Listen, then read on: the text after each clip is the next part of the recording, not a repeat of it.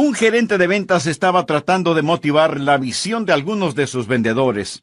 Los reunió y, tomando una cartulina blanca bastante grande, puso un pequeñísimo puntito negro en la mitad de la cartulina y dijo: «Tengamos un poco de creatividad». Y a uno de sus vendedores le preguntó: «¿Qué es lo que ves aquí?». El hombre respondió: «Pues veo un puntito negro». Le preguntó al siguiente lo mismo y recibió la misma respuesta, y así sucedió con todos los vendedores. Entonces el gerente dijo: «¿No es extraño que todos ustedes solo vieron el puntito negro, pero nadie vio la blancura que lo rodeaba?» Creo que muchos de nosotros vemos solo el punto negro de la autopreocupación, cuando Jesús dice: «Alzad vuestros ojos y mirad los campos, porque ya están blancos para la siega». Dios tiene un plan para usted, y Él quiere que quite sus ojos de su propio ego. Y oro a Dios que este mensaje sea utilizado por Él mismo para ayudarle a que usted pueda hacerlo, porque yo no quiero herir sus sentimientos, pero sí quiero decirle algo. Y si de alguna manera llego a herir sus sentimientos, usted puede pedirme perdón y yo lo perdonaré. Escúcheme, no importa con cuánta fidelidad usted asiste a la iglesia, no importa cuán generosas sean sus ofrendas, no importa cuán recatado sea su caminar o cuán elocuente sea su hablar, ni tiene importancia lo hermoso que puede cantar. Si usted no hace ningún esfuerzo para traer hombres, mujeres, niños y niñas a Jesucristo, usted no está bien con Dios. Permítame repetirlo. Si usted no hace esfuerzos para traer hombres, mujeres, niños y niñas a Jesucristo, usted no está bien con Dios. ¿Por qué? Porque usted es culpable de alta traición contra su Rey. Jesús nos ordenó ir y hacer discípulos. Esa no fue una solicitud, ni una sugerencia de su parte, fue una orden. Por lo tanto, cada creyente debe ser un evangelista. Mi amigo, Dios no lo salvó para que fuera miembro de creyentes anónimos. Usted debe traer a otros. Por lo menos hacer el esfuerzo para traer a otros a Jesucristo. De aquí a 50 años, la mayoría de nosotros habremos dejado de existir. De aquí a 25 años, muchos de nosotros ya no estaremos presentes. De aquí a 10 años, un gran número de nosotros habremos pasado a la eternidad. De hecho, el próximo año, no todos estaremos vivos. O el próximo mes. Estaremos delante del Señor, reportándonos delante de Él. Yo estuve junto a la cama de un hombre moribundo, buen hombre. Amaba a Dios. Y lo fui a ver porque se estaba muriendo.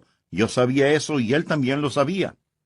Estando junto a él, me miró y me dijo: «Pastor, no tengo temor de morir. Yo entregué mi corazón a Jesús. He nacido 2 veces. Soy salvo y sé que voy al cielo». Pero entonces este buen hombre empezó a llorar y entre lágrimas me dijo: «Pastor, no tengo miedo a morir, pero estoy avergonzado de morir. Sé que me voy a encontrar con mi Señor y no he sido un ganador de almas. He trabajado, he sido un respetado miembro de mi iglesia, he servido en nuestra denominación y supuestamente he sido un líder para los demás, pero no he sido un ganador de almas y voy al encuentro con mi Señor. Piense, pastor, ¿voy a ir con las manos vacías? ¿Debo presentarme así delante de mi Salvador, sin tener ni una sola alma con la cual pueda saludarle? Mi amigo, esa no es la forma en que usted debe encontrarse con Jesús. Usted quiere hacerlo con regocijo, trayendo sus gavillas con usted y poner esos dorados granos a los pies del Maestro. La historia que tenemos hoy en la palabra de Dios, en el libro de los Hechos, capítulo 8, es la historia de un hombre llamado Felipe. Uno de nuestros hijos se llamó Felipe. Mi esposa y yo le pusimos ese nombre a nuestro hijito que ya está en el cielo, porque respetamos mucho a ese hombre bíblico. Felipe fue un diácono. Podríamos decir que fue el primer misionero. Y él se encontraba en la ciudad de Samaria, predicando el Evangelio, y multitudes fueron salvadas. Dios estaba haciendo cosas increíbles. Fue, por así decirlo, una gran campaña evangelística. Y aunque él era un diácono, él estaba practicando lo que dije hace algunos minutos. Cada creyente es un evangelista y Felipe fue un evangelista. Ahora, no todos nosotros podemos ser evangelistas o predicadores. Pero aunque no podamos ser predicadores, todos podemos ser alcanzadores. Felipe fue un predicador y un diácono, y fue usado poderosamente por Dios en una cruzada. Y el Espíritu de Dios vino a él. La Biblia dice que un ángel vino a él. La palabra ángel significa mensajero. Yo no sé cómo Dios le hizo llegar el mensaje, si literalmente fue un ángel o no, o si el Espíritu de Dios le habló por intermedio de algún individuo quien le dijo: mira, Felipe, sé que estamos teniendo un gran avivamiento aquí en Samaria, pero quiero que te vayas a Gaza, al desierto. Ya descubrirás por qué. Bien, leamos Hechos capítulo 8, versículo 26. Un ángel del Señor habló a Felipe diciendo: levántate y ve hacia el sur, por el camino que desciende de Jerusalén a Gaza, el cual es desierto. En otras palabras, Felipe debía abandonar la zona montañosa, dejar la campaña de avivamiento y dirigirse hacia el desierto. Continuemos leyendo. Entonces, él se levantó y fue. Y sucedió que un etíope, eunuco, funcionario de Candace, reina de los etíopes, el cual estaba sobre todos sus tesoros. Este hombre era el secretario del tesoro, no era un hombre ordinario, era un miembro de alta jerarquía en el gobierno de Etiopía. Había venido a Jerusalén a adorar, y volvía sentado en su carro y leyendo al profeta Isaías. Y el Espíritu dijo a Felipe: acércate y júntate a ese carro. Acudiendo Felipe, le oyó que leía al profeta Isaías, y dijo: ¿pero entiendes lo que lees? Él dijo: ¿y cómo podré si alguno no me enseñare? Y rogó a Felipe que subiese y se sentara con él. El pasaje de la Escritura que leía era este: como oveja a la muerte fue llevado, y como cordero mudo delante del que lo trasquila, así no abrió su boca. En su humillación no se le hizo justicia, mas su generación, ¿quién la contará? Porque fue quitado de la tierra su vida. Respondiéndole eunuco, dijo a Felipe: te ruego que me digas, ¿de quién dice el profeta esto? ¿De sí mismo o de algún otro? Ahora notemos el versículo 35, que es el versículo clave. Entonces Felipe, abriendo su boca y comenzando desde esta escritura, le anunció el evangelio de Jesús. Más tarde veremos que este etíope vino a Cristo, fue salvado, y yo estoy convencido que él fue el instrumento para abrir África del Norte al evangelio de nuestro Señor y Salvador Jesucristo. Ahora aquí tenemos esta historia que es más que una simple historia. Tenemos el modelo que muestra cómo Dios puede usarle a usted. Escúcheme atentamente, por favor. Dios nunca deja sin usar un vaso limpio, una vida rendida completamente a Él. ¿Desearía usted ser usado por Dios? ¿Le gustaría ser su testigo? ¿Le complacería ser un evangelista? ¿Le agradaría encontrarse con Jesús trayendo sus gavillas con usted? ¿Desearía regocijarse en esta vida y en el mundo por venir? Sé que sus respuestas a estas preguntas son positivas, entonces permítame compartir con usted algunas cosas para que pueda lograrlo. Primero, sea sensitivo a la dirección del Espíritu. Estamos hablando acerca de seguir a Jesucristo. Ahora, si Cristo está guiando, pero usted no está escuchando, entonces usted está en dificultades. Desde el punto de vista humano, lo que el Espíritu Santo le dijo a Felipe que haga realmente no tiene ningún sentido. Felipe se encontraba en un increíble avivamiento en Samaria y Dios le dice que abandone Samaria y se vaya a Gaza. Déjeme decirle algunas cosas. Por lo menos 3 cosas acerca de la dirección del Espíritu a las cuales usted debe ser muy sensitivo. Necesita entender que los caminos de Dios a menudo son inexplicables. Dios no le dijo a Felipe: Quiero que vayas al desierto. Encontrarás una oportunidad sobre ruedas. Hay un hombre muy importante que quiero que conozcas allá. Dios simplemente le dijo, ve allá. Y esto fue como si Felipe recibiera órdenes selladas. Esto no quiere decir que usted debe ir de aquí para allá en forma indecisa, sino que debe ser lo suficientemente sensitivo si es que el Santo Espíritu de Dios le dice que vaya. ¿Irá usted? Verá, la obediencia perfecta no necesita el saber por qué. Cuando yo llegué a la Iglesia Bautista Bellevue, hace ya muchos años, francamente yo no sabía por qué. Estaba en la Florida, era pastor en una iglesia en Cabo Kennedy.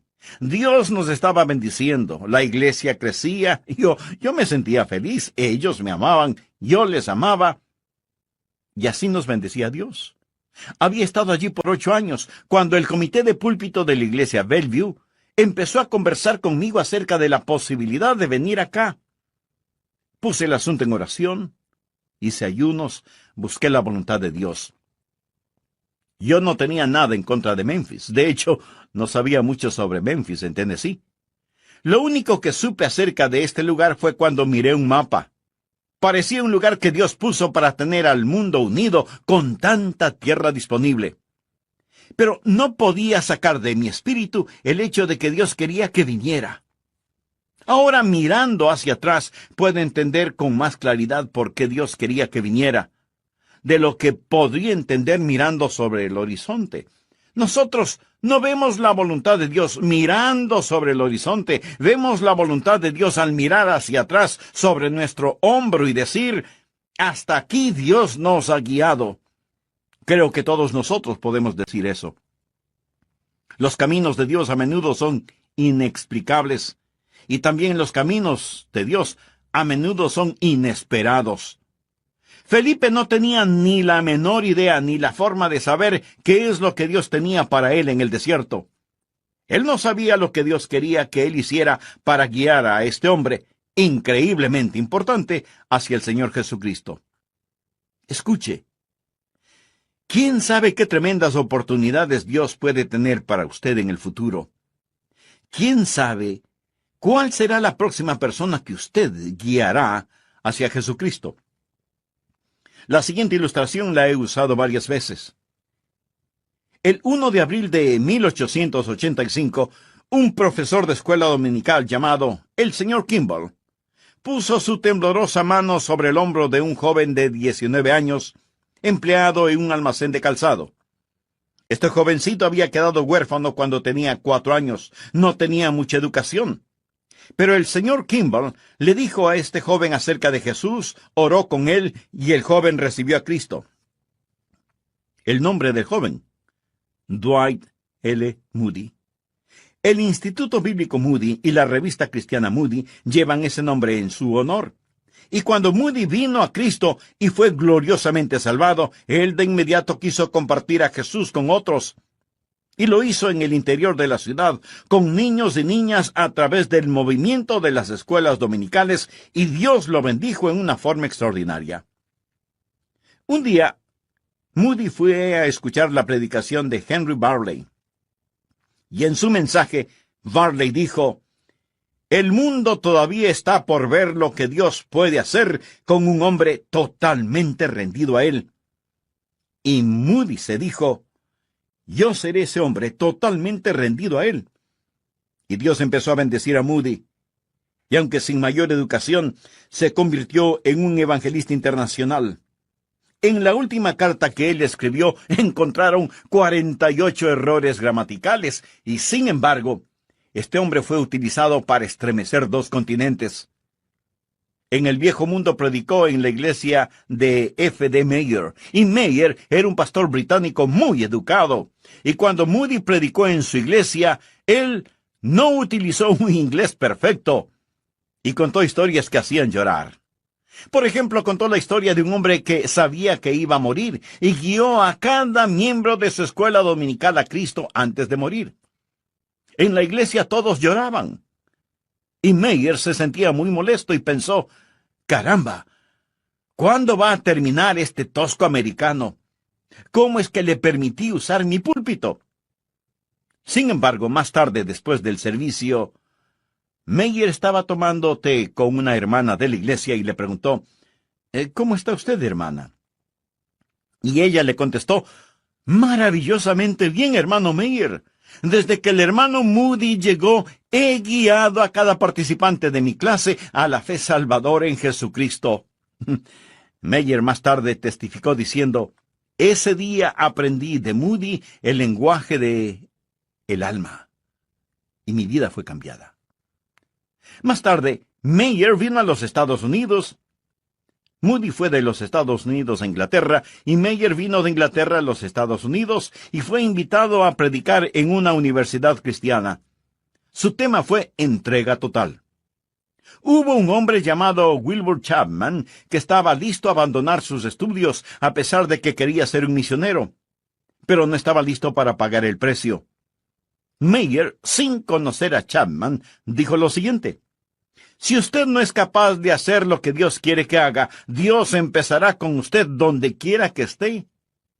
¿Quisiera usted decirle a Dios, en un momento de honestidad, Dios, no soy capaz, pero estoy dispuesto a que me hagas capaz?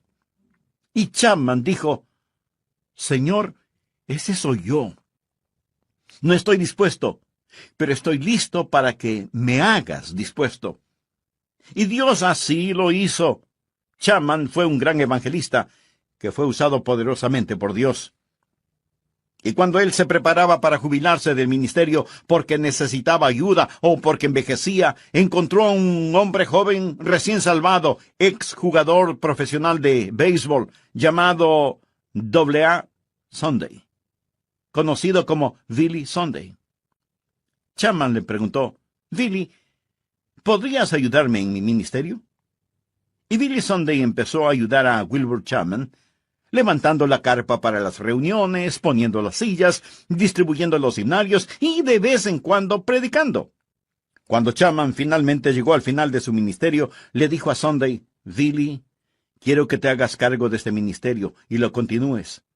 Billy Sunday se hizo cargo del ministerio y utilizó los bosquejos de los sermones de Wilbur Chapman para predicar y comenzó a tener reuniones de avivamiento increíbles. Billy Sunday fue el evangelista comparable a Billy Graham de nuestros tiempos. Fue conocido nacional e internacionalmente y miles vinieron a Cristo. Se dice que más de 1 millón de personas fueron guiadas a Cristo por Billy Sunday. Suena como una exageración esa cifra. Bueno, digamos que 500,000. En realidad la cifra no importa. Lo que sí importa es que Billy Sunday fue usado poderosamente por Dios. Billy Sunday fue a Charlotte, en Carolina del Norte, y tuvo una cruzada de avivamiento que sacudió esa ciudad. Como consecuencia de esa cruzada de avivamiento, comenzaron a efectuarse reuniones de oración, y los hombres de Charlotte empezaron a reunirse semanalmente para orar por el mundo, y oraron semana tras semana tras semana, y sus oraciones se fueron haciendo realidad, y oraron de esta manera. Oh Dios, envía otro avivamiento a Charlotte, que no solo sacuda nuestra ciudad, sino al mundo entero. En 1934, un evangelista, Mordecai Ham, llegó a Charlotte y mantuvo reuniones de avivamiento. Las multitudes eran enormes. Un joven granjero de 16 años, delgaducho, había venido para, como él mismo lo confesó más tarde, para mirar a las chicas y ver quiénes estaban ahí. Dios estaba ahí. Y este jovencito que estaba sentado al frente pensó, hace demasiado calor aquí al frente y el predicador me ve muy fácilmente. Me voy a sentar con los del coro. Así el predicador no podrá verme, porque estaré detrás de él. Así este jovencito, llamado Billy Graham, se fue a sentar con los del coro. Pero el dedo de Dios lo encontró. Y esa noche Billy Graham entregó su corazón al Señor Jesús y ha sido utilizado por Dios, como usted muy bien lo sabe, como ningún otro hombre en la historia, trayendo almas a los pies de Jesucristo. Amigo, ¿quiere usted ser utilizado por Dios? Pues primero tiene que arrepentirse de sus pecados y, por fe, recibir al Señor Jesucristo como Salvador y Señor. Lo puede hacer este mismo instante. Ore y dígale: Señor Jesús, desde este momento me entrego a ti. Perdóname, límpiame, úsame según sea tu voluntad. Lo pido en tu santo. Estoy compartiendo con usted el tema Todo creyente un evangelista. ¿Sabe usted del enorme potencial espiritual de una persona que usted trae a Jesucristo? En la historia de Felipe y el etíope eunuco, ese hombre, el etíope, estoy seguro que fue usado por Dios para abrir África del Norte para el Evangelio. ¿Qué nos dice esa historia a nosotros? Nos dice que necesitamos ser sensitivos a la dirección del Espíritu Santo, que debemos dejar que el Espíritu Santo de Dios nos guíe. Ahora déjeme decirle cómo trabaja el Espíritu Santo, cómo el Espíritu Santo opera. Primero, el Espíritu de Dios encuentra un hombre o una mujer cuyo corazón está abierto al Evangelio de Jesucristo. ¿Estuvo ese hombre listo? Evidentemente estaba listo. La Biblia dice que el etíope había estado en Jerusalén para adorar. Estaba buscando a Dios. Él había estado en la ciudad más religiosa sobre la faz de la tierra, pero los pozos de la religión estaban secos, y él regresaba religioso, pero perdido. Él tenía una porción del Antiguo Testamento. Tenía uno de los libros más extraordinarios del Antiguo Testamento en sus manos. Estaba leyendo Isaías 53, lo que yo llamo el Evangelio de Isaías. En otras palabras, el tiempo era propicio. No solo leía Isaías 53, sino que llegó al núcleo de ese capítulo que habla de la crucifixión del Señor Jesucristo, llevado como un cordero al matadero, y como un cordero no abrió su boca. En ese preciso momento, Felipe lo encontró. ¿Piensa que esto fue accidental? Dios trabaja en una persona hasta que esa persona está lista y madura. Entonces Dios trabaja en otra persona y le dice: tú eres mi elegido. Tengo a una persona aquí que está lista. Alguien con un corazón tierno, con hambre espiritual, con necesidades. Puedes venir desde Samaria. Ven aquí, a Gaza, en el desierto. Quiero que ustedes estén juntos. Dios trabaja en el pecador y Dios trabaja en el ganador de almas, y cuando somos sensitivos a la dirección del Espíritu, Dios nos junta. Jesús dijo: me es necesario ir por Samaria. ¿Por qué Jesús en este viaje vio la necesidad de ir por Samaria? Por causa de la mujer junto al pozo. Esa fue una cita divina. Jesús tomó el camino que la mayoría de personas no tomaría, se encontró con la mujer y le dio el agua de vida eterna. Cornelio y Simón Pedro. Dios trabajó en Simón Pedro y le dijo: Simón, tienes que dejar tu prejuicio racial. Hay un gentil al que necesitas testificar. Dios trabajó en ese gentil llamado Cornelio y le dijo: voy a enviar a alguien para que te diga cómo ser salvo. Y entonces, por alquimia divina, Dios los juntó. Ahora, ¿qué significa eso? Cuando usted es sensitivo a la dirección del Espíritu, Dios le guiará hacia alguien que necesita a Jesús. Aquellos que son estudiantes, mañana encontrarán a algún estudiante. Si usted es sensitivo, tal vez Dios está preparando a algún estudiante para que usted le testifique. Para los hombres de negocios, si son sensitivos, Dios les guiará hacia alguien, tal vez no mañana, pero en su tiempo. Dios le guiará si usted es sensitivo. Dios estará trabajando en algún individuo. Tal vez mañana, estudiante, habrá alguien que fue a la iglesia el domingo, fue a las fuentes de la religión y salió sediento. Tal vez conocen la Biblia, pero no saben cómo ser salvos. Manley Beasley, gran hombre de Dios, solía decir: cuando usted está bien con Dios, escuche, cuando usted está bien con Dios, tendría que apostatar para evitar el ganar almas. Quiero decir que cuando usted está en el fluir del Espíritu, cuando Dios trabaja en el corazón del no salvo y trabaja también en el corazón del ganador de almas, Dios los pondrá juntos. Mi amigo, ¿es usted guiable? Estamos hablando acerca de seguir al Señor. ¿Es usted un seguidor de Cristo? Dios tiene un plan para usted. Ahora, aquí está la segunda cosa que quiero decir. Lo primero fue ser sensitivo a la dirección del Espíritu. Segundo, apresúrese ante las demandas del Espíritu. Hechos capítulo 8, versículos 29 y 30. Y el Espíritu dijo a Felipe, acércate y júntate a ese carro. Acudiendo Felipe, le oyó que leía al profeta Isaías y dijo, ¿pero entiendes lo que lees? Si él no se hubiera acercado, hubiera perdido la oportunidad. Creo que tuvo que correr para alcanzar al etíope. Pudo haber buscado excusas para no hacerlo. Si Felipe hubiera utilizado excusas, hubiera podido razonar por qué no hacerlo. Hubiera podido decir, ese hombre es rico, es importante, no puedo acercarme a él. O bien pudo haber dicho, está leyendo, está ocupado, no debo interrumpirlo. O pudo haber dicho, bueno, él es de otra raza, no sería apropiado de mí el hablarle. Pero Felipe se acercó porque el tiempo fue preciso, aunque era corto.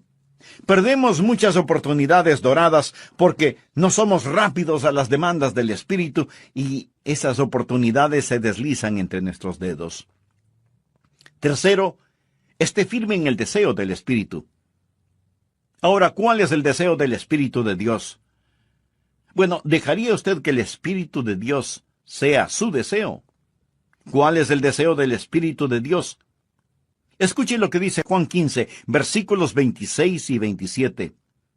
Pero cuando venga el Consolador, ese es otro nombre para el Espíritu Santo, a quien yo os enviaré del Padre, el Espíritu de verdad, el cual procede del Padre, él dará testimonio acerca de mí, y vosotros daréis testimonio también.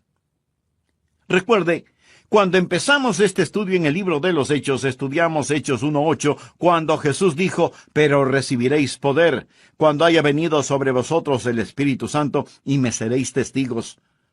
¿Cuál es el deseo del Espíritu? Que usted comparta a Jesús. Miremos otra vez Hechos 8, versículo 30. Acudiendo Felipe, le oyó que leía al profeta Isaías, y dijo, ¿pero entiendes lo que lees? Él dijo, ¿y cómo podré, si alguno no me enseñare? Y rogó a Felipe que subiese y se sentara con él. El pasaje de la Escritura que leía era este: como oveja a la muerte fue llevado, y como cordero mudo delante del que lo trasquila, así no abrió su boca. En su humillación no se le hizo justicia, mas su generación, ¿quién la contará? Porque fue quitada de la tierra su vida. Respondiendo el eunuco dijo a Felipe, te ruego que me digas, ¿de quién dice el profeta esto? ¿De sí mismo o de algún otro? El versículo clave es Felipe abriendo su boca y comenzando desde esta escritura le anunció el Evangelio de Jesús.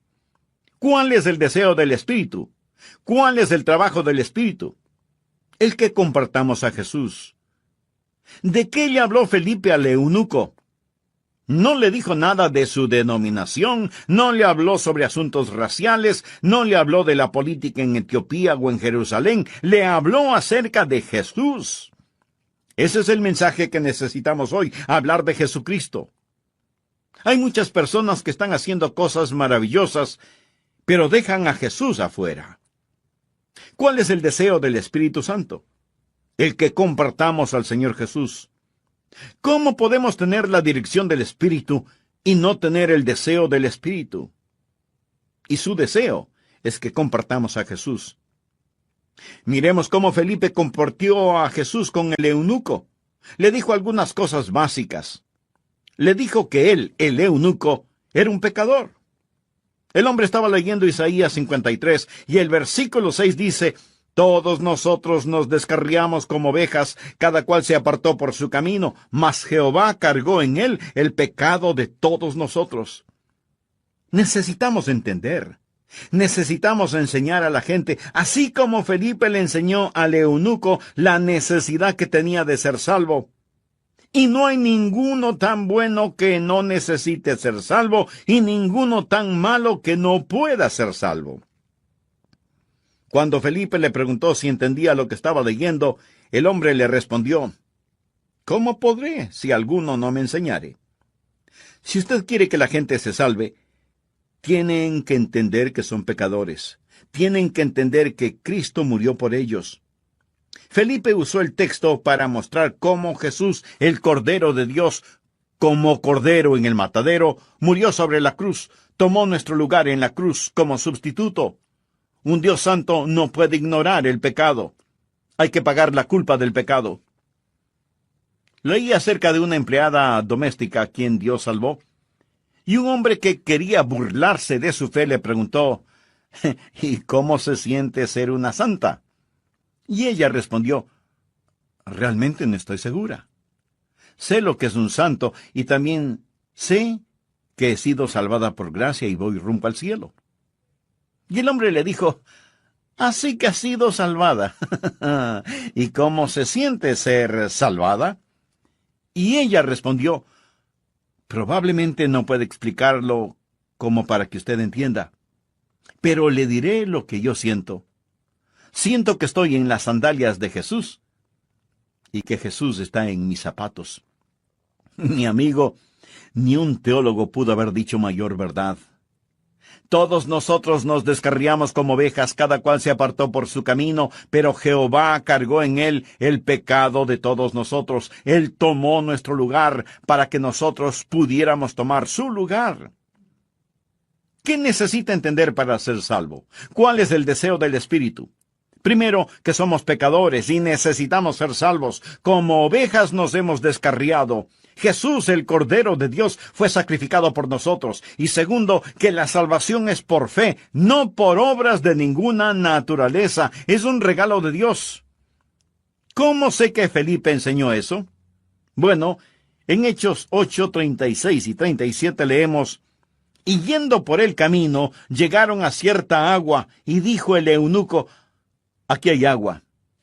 ¿Qué impide que yo sea bautizado? Y Felipe dijo: si crees de todo corazón, bien puedes. Hay que tener el bautismo del creyente.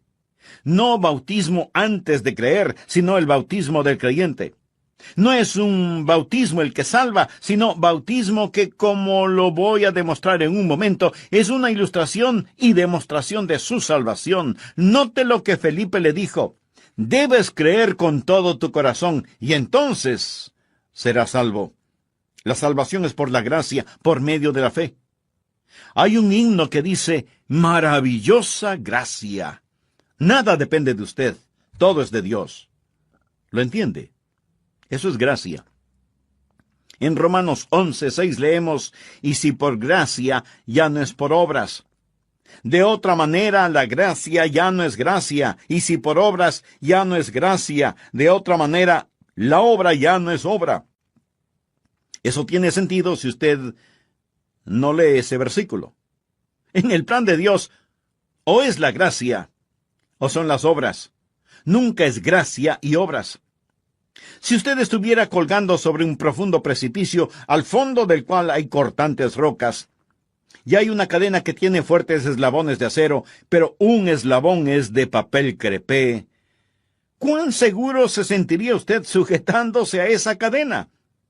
Mi amigo, si cualquier parte de su salvación depende de usted mismo, no lo va a lograr, no lo va a lograr, es por gracia. ¿Qué es lo que Felipe le dijo al eunuco? Que era un pecador y que Cristo murió por él. Que si él ponía su fe en donde Dios puso sus pecados, él sería salvo. Ahora la señal de que él, en Hechos 8, 37 al 39, dice: Felipe dijo: si crees de todo corazón, bien puedes.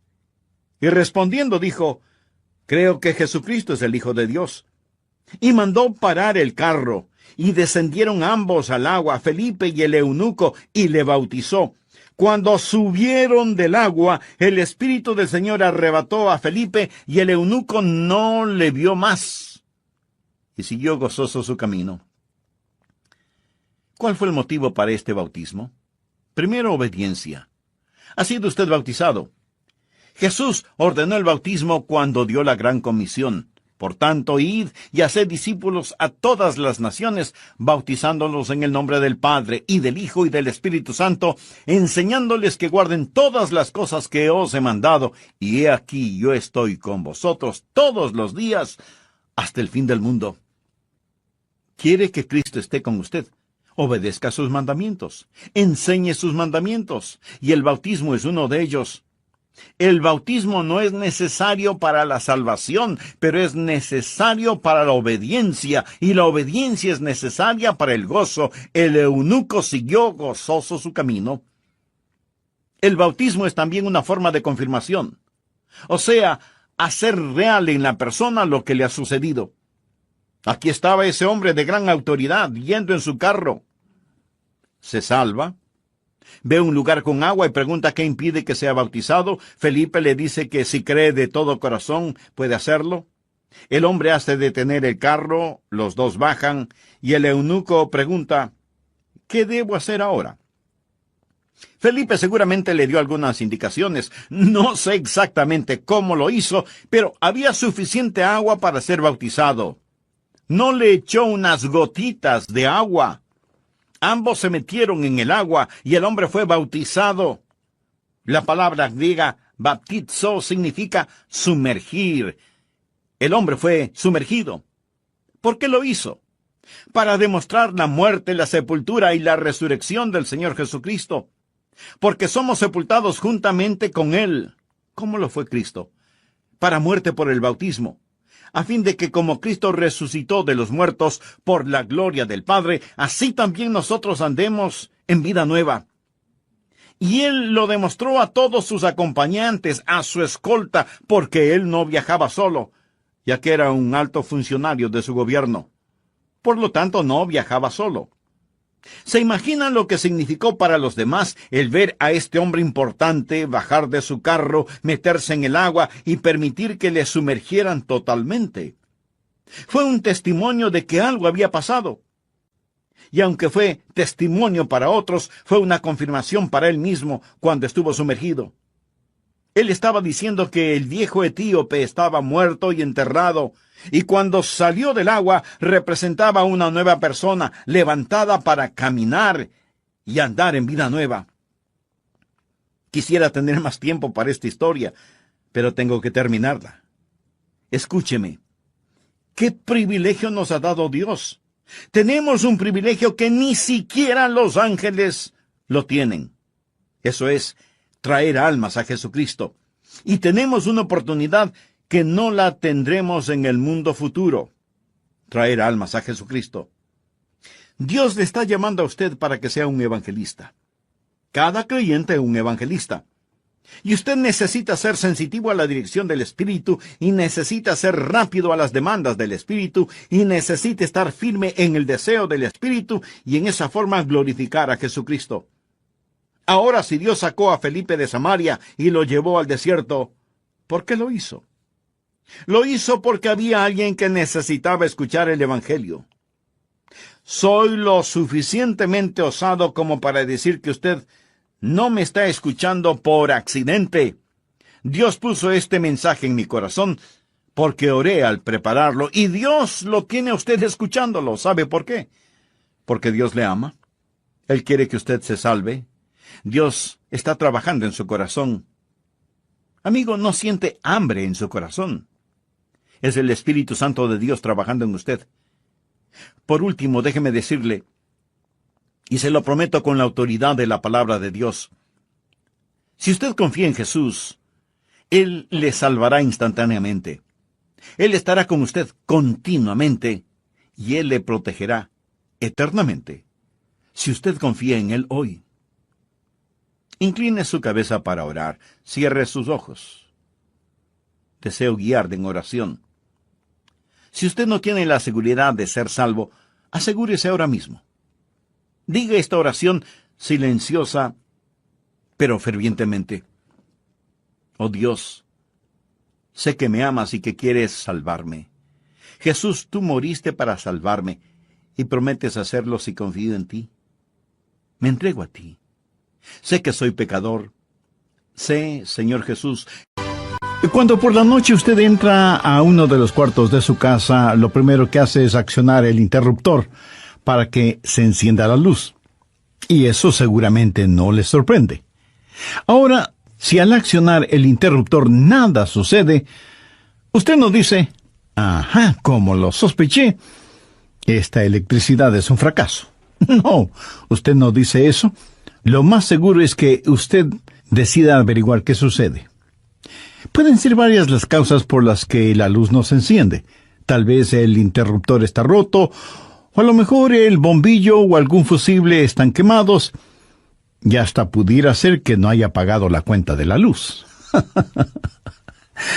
Usted no puede decir simplemente que la electricidad ha fallado, así que no debe sorprenderse cuando Dios contesta las oraciones. Deberá sorprenderse cuando no las contesta.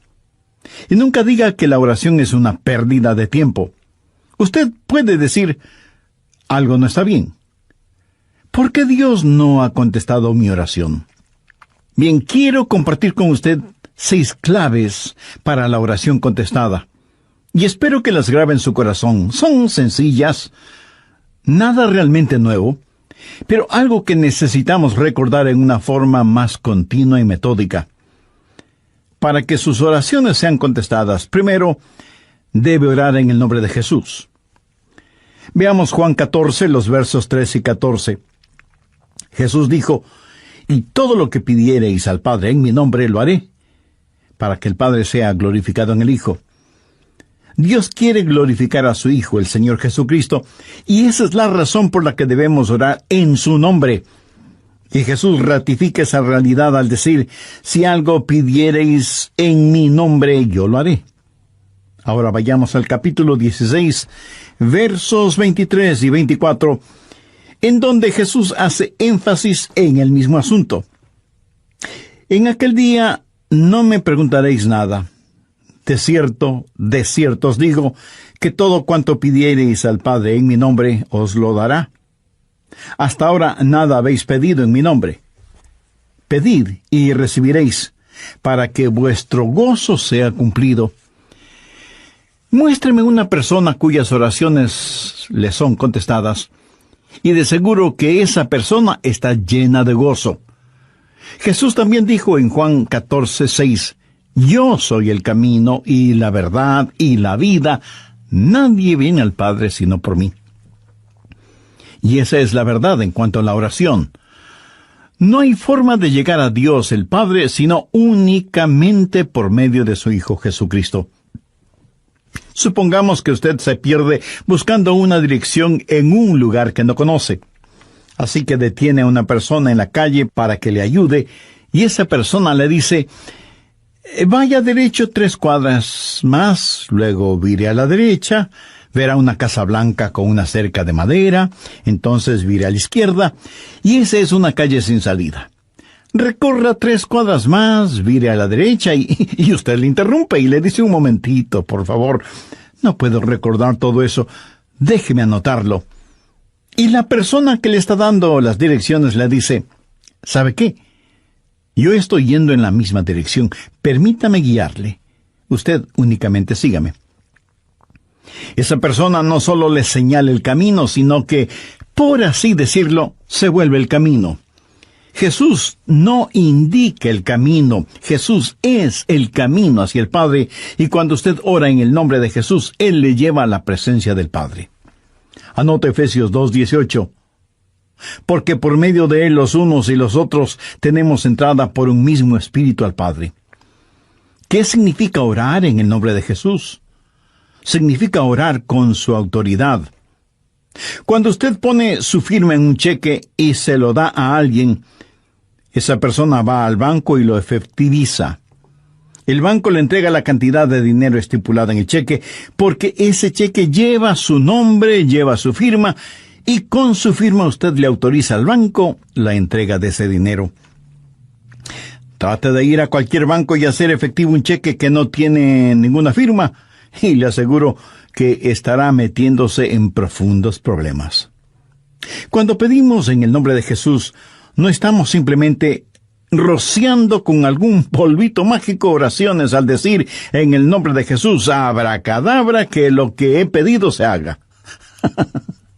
No, no es así de ninguna manera. Orar en el nombre de Jesús significa, primero, obedecer su mandato.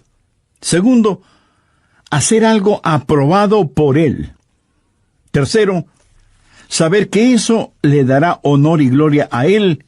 Y cuarto, saber que el Padre será glorificado por lo que hacemos en el nombre de Jesús. Si usted ora sin usar el nombre de Jesús legítimamente, no tiene ninguna razón para esperar que su oración sea contestada. Ahora, obviamente, el orar en el nombre de Jesús significa que usted debe ser salvo, que debe ser su discípulo y que debe estar en comunión con Él para conocer su voluntad. No solo ora en el nombre de Jesús, sino que también ora en el Espíritu.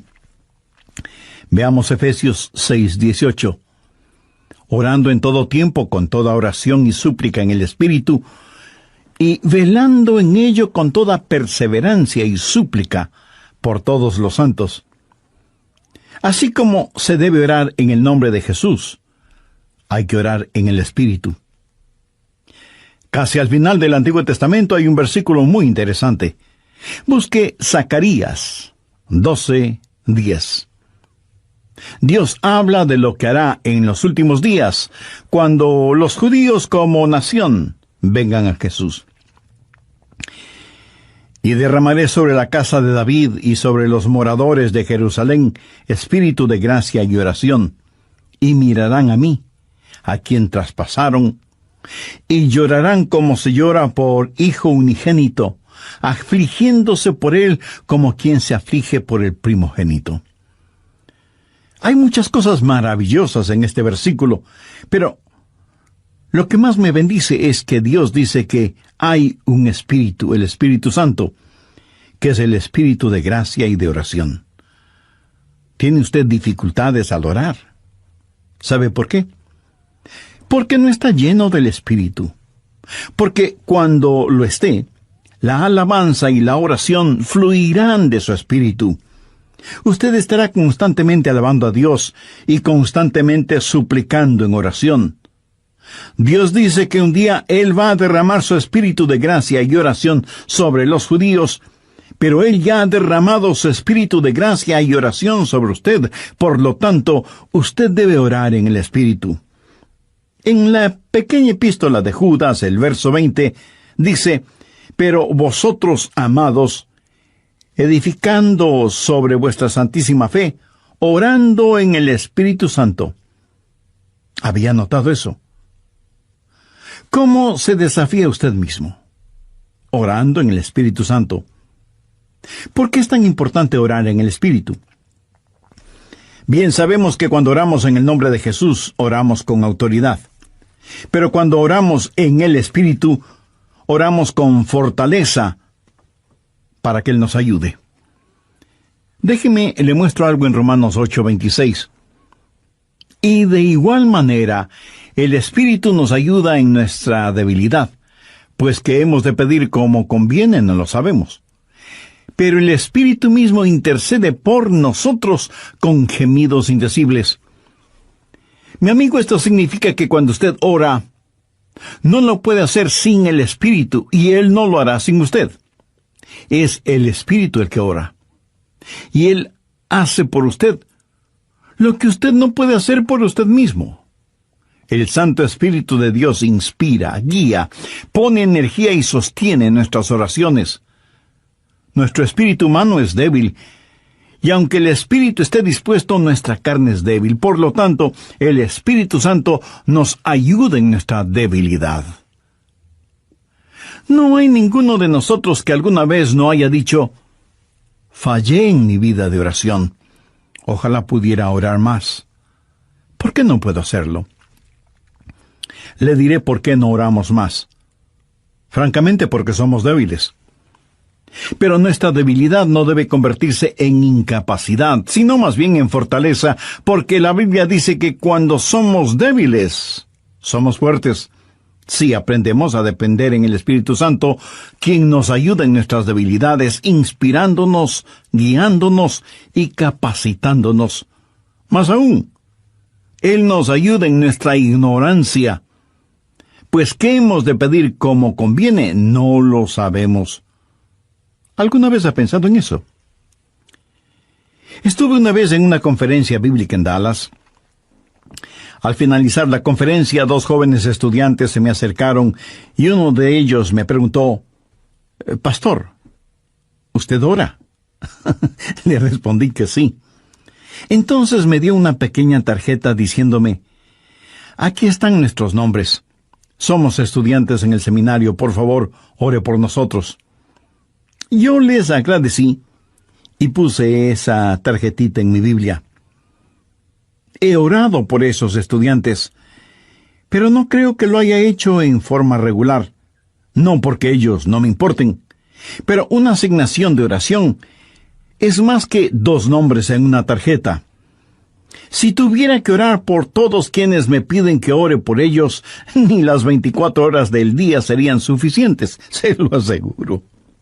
Esa es la verdad. Si usted trata de orar por todos y por todo, su oración, en vez de ser un caudaloso río, se convertirá en un estancado pantano. La oración, para que sea poderosa, tiene que ser canalizada. Cuando alguien me dice que está orando por mí, me siento increíblemente bendecido. Y hay hermanos que me dicen que oran por mí diariamente, y doy gracias a Dios que muchos oran por mí. Pero me entristece la realidad de que hay millones de seres humanos por los cuales nadie ora. Ahora escúcheme. Yo no deseo estar en la lista de oración de alguien, a menos que el Espíritu Santo haya puesto primero mi nombre en el corazón de la persona que dice que ora por mí. Y cuando usted está orando por otras personas en forma individual, muchas veces no sabrá cómo orar por ellos. Por ejemplo, su tía Rosita está enferma, y usted ora, «Señor, restaura la salud de tía Rosita». ¿Cómo sabe que Dios no está preparando a tía Rosita para llevársela al cielo? Y usted ora para que tía Rosita todavía se quede en la tierra, mientras que, de acuerdo a Juan 17:24, Jesús ora y dice, «Padre, aquellos que me has dado, quiero que estén donde yo estoy». ¿Dónde está Jesús? En el cielo. ¿Dónde está la tía Rosita? Todavía en la tierra. En las reuniones de oración, más se ora para que la gente sea sanada que lo que se ora para que la gente sea salvada. Parece que estamos más interesados en mantener a los salvos fuera del cielo que a los perdidos fuera del infierno. No sabemos orar como debemos orar. Cuando Saulo perseguía a los seguidores de Cristo, antes de que fuera el apóstol Pablo, me pregunto qué oraba la iglesia en relación con Saulo. Si yo hubiera vivido en esa época, seguro que hubiera orado, «Señor, mira cómo este Saulo nos persigue. Elimínalo, evapóralo, Señor, haz algo con él». Y ciertamente, Dios hizo algo con él, pero no precisamente como se lo pedimos. Dios lo transformó en el poderoso apóstol Pablo. A veces no sabemos ni lo que pedimos. Por eso el Espíritu Santo que intercede por nosotros dice, «Señor, esto es lo que Adrián está pidiendo, pero esto es lo que en realidad necesita». El Santo Espíritu de Dios nos ayuda en nuestras debilidades cuando nosotros no sabemos cómo orar, por qué orar, o cuando no tenemos la fortaleza, ni la energía, ni el deseo de orar. E intercede con nosotros, como la Biblia lo dice en Romanos 6:26, pero el Espíritu mismo intercede por nosotros con gemidos indecibles. Ni usted ni yo, nadie puede orar como el Espíritu Santo puede hacerlo. Y la expresión gemidos indecibles era utilizada para describir los dolores de una mujer dando a luz. Eso, mi amigo, es orar en el Espíritu. Intercede por nosotros con gemidos indecibles, porque muchas veces nosotros no sabemos qué pedir. Algunos años atrás, yo viví la experiencia de un profundo dolor emocional y espiritual a tal grado que no podía ni siquiera articular una sencilla oración. Lo único que podía hacer era quejarme. Pero el Santo Espíritu de Dios escuchó mi oración, y Él llevó mi dolor, mi súplica, hasta el trono de la gracia y la misericordia de Dios. Entonces usted ora primero en el nombre de Jesús, segundo en el Espíritu Santo. Para orar en el nombre de Jesús, usted tiene que ser salvo, y para orar en el Espíritu, usted tiene que ser lleno del Espíritu Santo de Dios. Tercero, usted debe orar en obediencia a Dios. Es una malvada necedad el esperar que Dios escuche sus oraciones cuando usted no está viviendo en obediencia a Él. Lo triste es que hay personas que tienen la idea de que Dios les bendecirá, aún en su desobediencia. Razone esto un instante. Si usted está viviendo una vida de desobediencia, y aún así Dios contesta sus oraciones, ¿qué es lo que Dios está haciendo?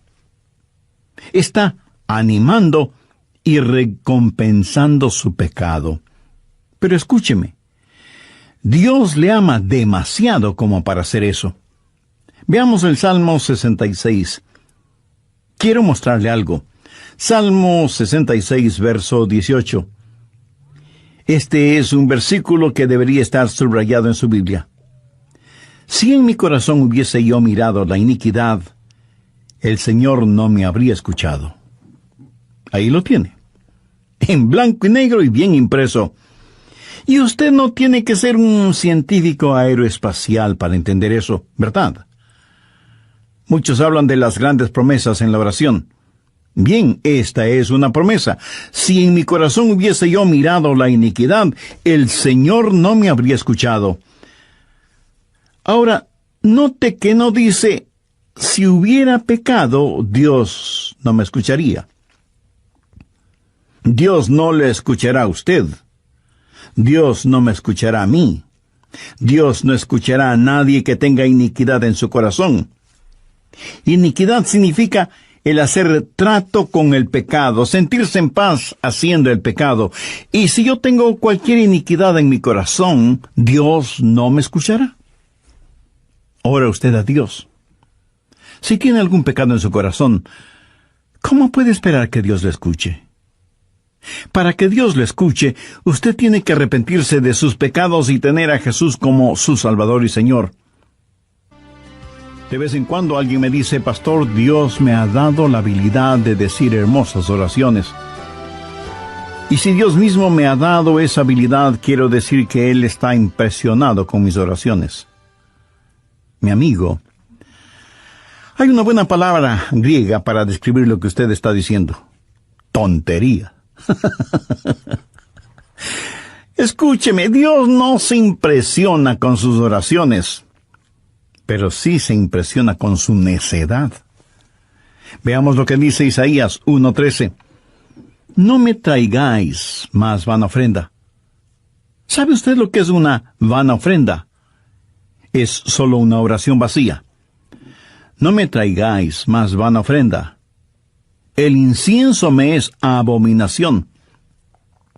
Aquí ellos estaban en el templo quemando incienso, ofreciendo incienso en el altar. No me traigáis más vana ofrenda, el incienso me es abominación, luna nueva y día de reposo, el convocar asambleas, no lo puedo sufrir, son iniquidades vuestras fiestas solemnes. ¿Qué es lo que Dios está diciendo aquí? Que todo lo que ellos hacían como parte de su religión, Él lo detestaba. Y en Isaías 1, los versos del 15 al 17, leemos, Cuando extendáis vuestras manos, yo esconderé de vosotros mis ojos. Asimismo, cuando multipliquéis la oración, yo no oiré. Llenan están de sangre vuestras manos, lavaos y limpiaos, quitad la iniquidad de vuestras obras de delante de mis ojos, dejad de hacer lo malo, aprended a hacer el bien, buscad el juicio, restituid al agraviado, haced justicia al huérfano, amparad a la viuda. Veamos ahora Isaías 59:1. He aquí que no se ha cortado la mano de Jehová para salvar, ni se ha agravado su oído para oír. Dios no se ha vuelto manco ni sordo, pero vuestras iniquidades han hecho división entre vosotros y vuestro Dios, y vuestros pecados han hecho ocultar de vosotros su rostro para no oír. ¿Ha leído alguna vez algo del libro de Esdras? Vayamos al capítulo 9, verso 6. Esdras está orando y dice: Dios mío, confuso y avergonzado estoy para levantar, oh Dios mío, mi rostro a ti, porque nuestras iniquidades se han multiplicado sobre nuestra cabeza, y nuestros delitos han crecido hasta el cielo. Mi amigo, debemos orar en obediencia. Para resumir un poco todo esto, vamos a la primera epístola de Juan. No el Evangelio de Juan, sino la primera epístola de Juan, capítulo 3, verso 22. Y cualquier cosa que pidiéramos, la recibiremos de Él, porque guardamos sus mandamientos y hacemos las cosas que son agradables delante de Él. Los rebeldes jamás verán sus oraciones contestadas. Déjeme retroceder un poco las páginas de la historia. ¿Recuerda cuando Israel había conquistado Jericó? Y tuvieron que pelear contra un pequeño pueblito. No era ninguna gran ciudad. Un pueblito llamado Ai. Apenas 3 letras, H, A, I, Ai. Y sin embargo, los israelitas tuvieron que huir, como se dice vulgarmente, con el rabo entre las piernas, ignominiosamente derrotados. Y Josué tiene que ir y postrarse delante de Dios y preguntarle cómo pudo permitir que tal cosa sucediera. Mire lo que le contestó Dios en Josué 7, los versos 10 y 11. Y Jehová dijo a Josué: levántate, ¿por qué te postras así sobre tu rostro? Israel ha pecado. ¿Qué está diciendo? Josué, hijo mío, ¿por qué me estás orando? No puedes utilizar tus oraciones como una cortina de humo para ocultar el pecado que hay en medio del pueblo. Enfrenta y elimina ese pecado, y entonces oiré tus oraciones. Cuarto, usted debe orar en la voluntad de Dios. No solo conocer a Jesús, no solo ser lleno del Espíritu, no solo obedecer los mandamientos, pero aun habiendo hecho todo esto, todo lo que usted desea no es necesariamente la voluntad de Dios para usted. Anote 1 de Juan 5, versos 14-15. Y esta es la confianza que tenemos en Él, que si pedimos alguna cosa conforme a su voluntad, Él nos oye.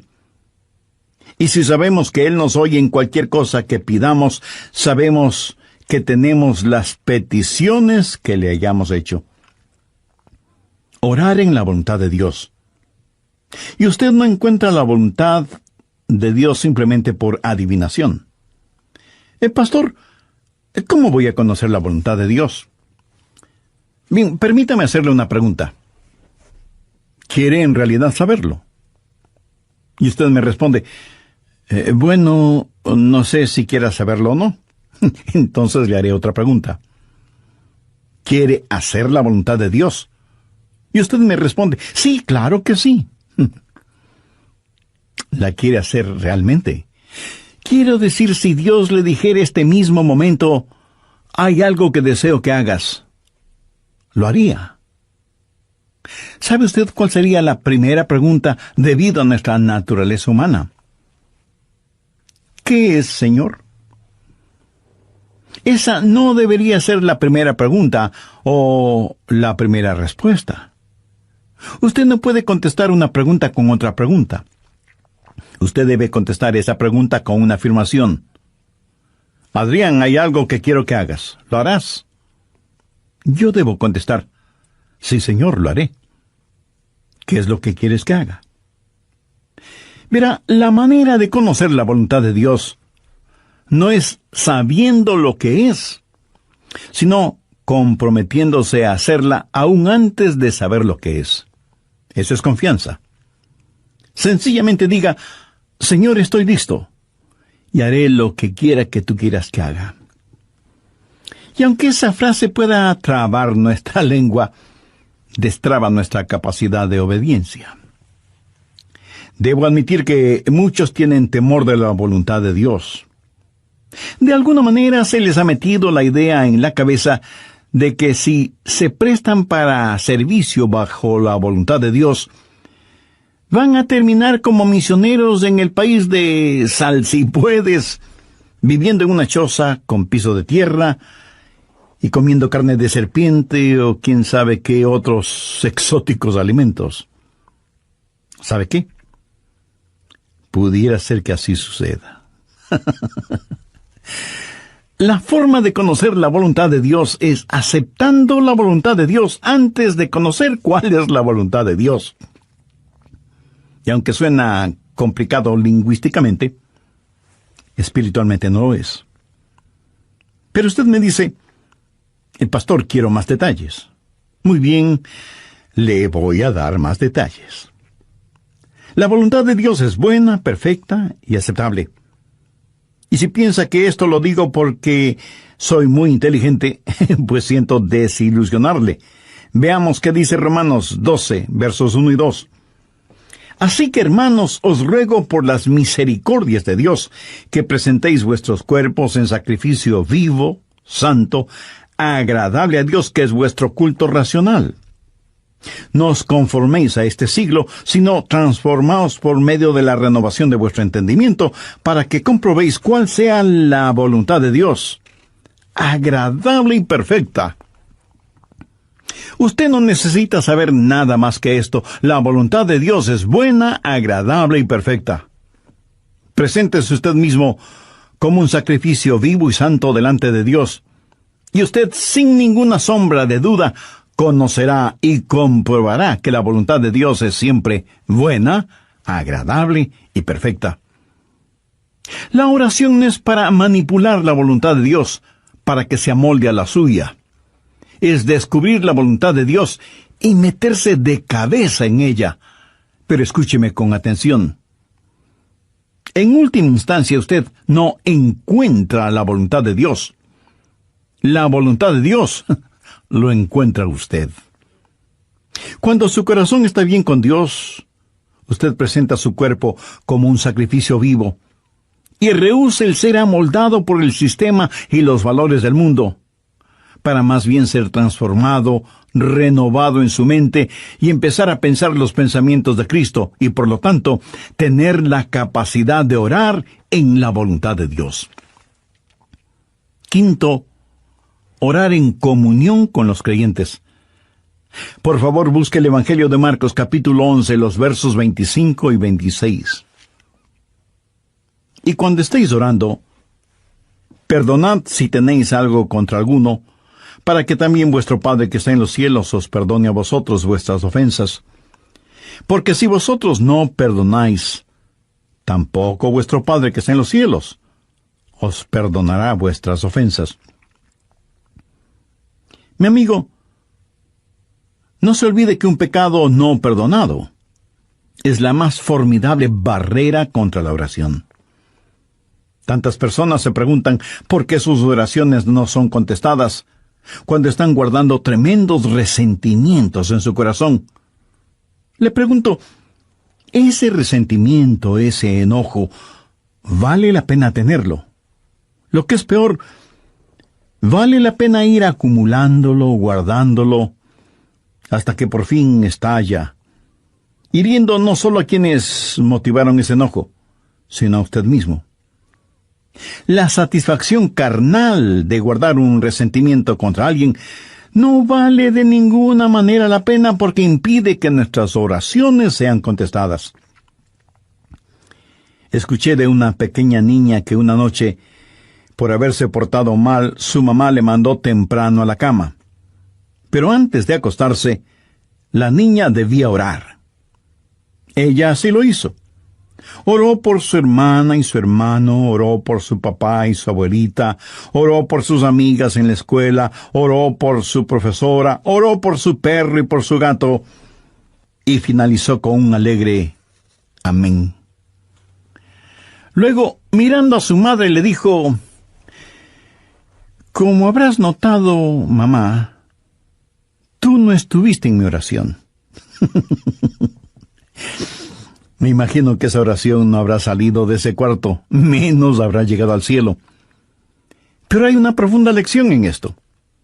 Sería una temeraria necedad si alguien, teniendo un espíritu no perdonador, pretende que sus oraciones sean contestadas. Y esto es verdad de manera especial entre marido y mujer.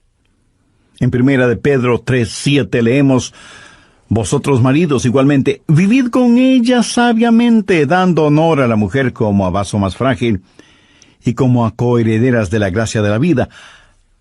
¿Para qué? Para que vuestras oraciones no tengan estorbo. Muchos esposos y esposas, aun siendo creyentes, viven como perros y gatos, son como palo y piedra, y aún así se preguntan por qué sus oraciones no son contestadas. Sexto, usted debe orar en fe. En Mateo 21:22 leemos: «Y todo lo que pidiereis en oración, creyendo, lo recibiréis». Por favor, subraye en su Biblia la palabra creyendo. Ore creyendo, y todo vendrá. Ore dudando, y nada tendrá. ¿Alguna vez ha dicho: «Dios, yo creo», cuando en realidad no creía?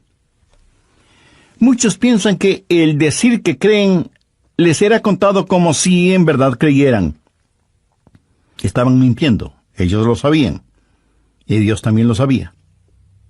¿Alguna vez ha orado sabiendo que Dios escuchaba sus oraciones y recibió? La fe no es algo que usted guarde en su bolsillo o en su cartera para gastarla en cualquier cosa que se le antoje. Usted no puede tener fe para nada fuera de la voluntad de Dios, porque Dios no da fe para nada que esté fuera de su voluntad. Y usted no puede tener ninguna fe a menos que Dios se la dé. Y no faltará quien pregunte: ¿por qué no tengo más fe?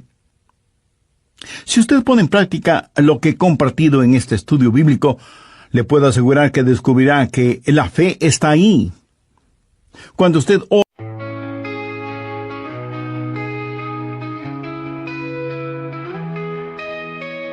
Lost in the rhythm of the wind, streams whisper secrets to my soul. In a world of alternative rock where indie rock takes control, our rock paints a picture so vivid. Layered female vocals sing so sweet, melodic tones that captivate. In this experimental retreat, deep within the music's embrace, I find solace in this space, where the lyrics intertwine with the beats of time. Layers of sound surround me, like a symphony of the mind. An art rock masterpiece unfolding in a melody so kind. Each note a brushstroke of emotion, painting hues of every shade. The female vocals breathe life into a song that won't fade.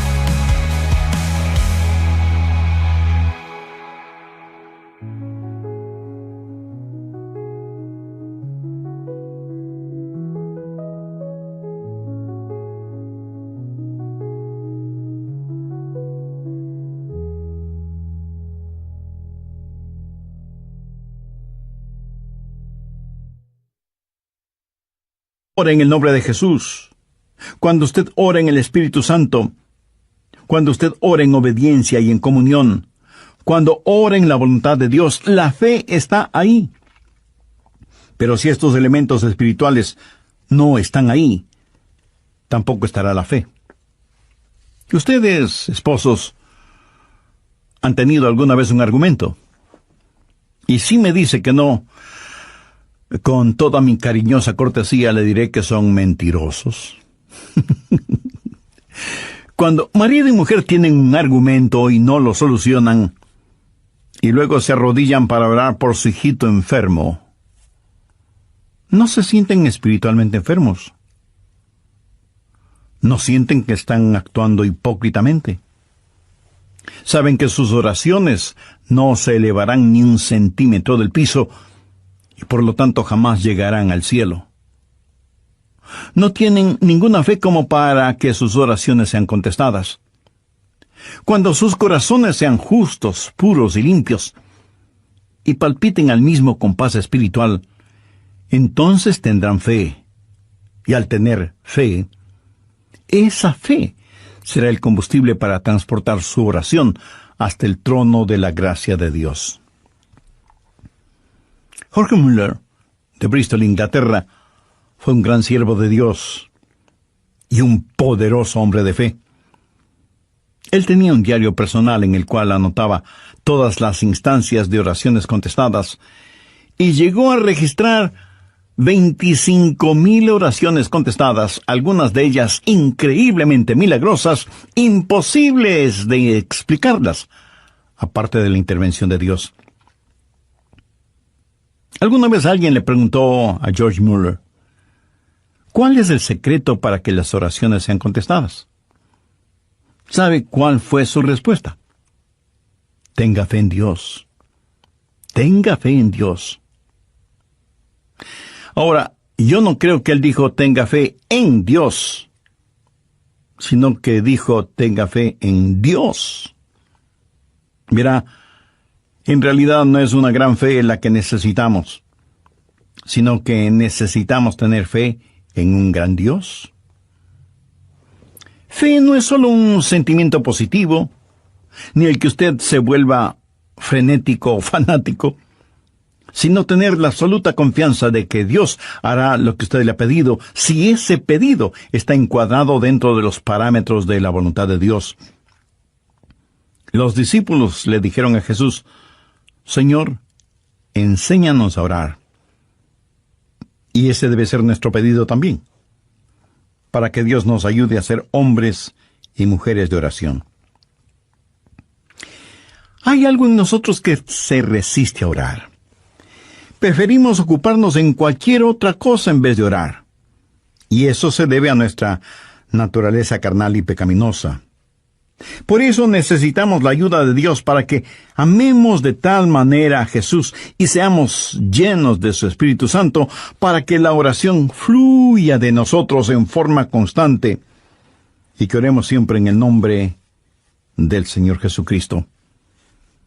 ¿Ha notado con qué facilidad podemos pasar horas haciendo deportes o realizando nuestros pasatiempos favoritos o simplemente mirando programas en la televisión? Pero ¿qué trabajo nos cuesta invertir unos minutos en la oración? La oración eficaz, mi estimado amigo, debe ser un acto intencional de nuestra voluntad. No debemos acercarnos al trono de la gracia en forma casual, sino en forma totalmente intencional. Seguramente entre quienes me escuchan habrá quienes, a pesar de ser religiosos, este asunto de la oración es muy secundario en sus vidas. Ahora, si usted aún no es salvo, mayor razón para que ore a Dios. Lo puede hacer este mismo momento diciendo con sus propias palabras algo como la siguiente oración. Dios eterno, reconozco que soy una persona que no me ha acercado a ti en oración, sino en raras ocasiones. Reconozco también que soy pecador, que estoy perdido y que necesito ser salvo para tener la seguridad de ir al cielo cuando me llames a tu presencia.